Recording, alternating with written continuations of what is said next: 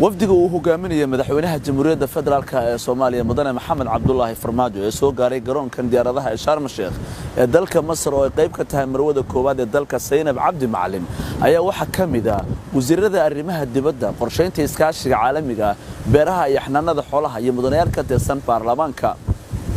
wafdiga madaxweyne Farmaajo uu hogaaminayo ayaa halkan waxa ku soo dhaweeyay madax ka tirsan dalka Masar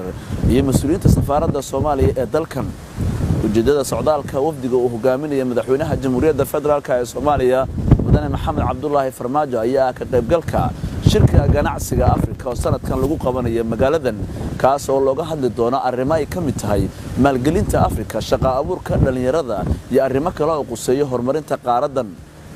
dawladda Soomaaliya ayaa qorsheynaysa in shirkan ay ku soo bandhigto ajandayaasha ay rabto inay uga faa'iideysato maalgeliyaal caalami ah oo shirkan ka soo qaybgalaya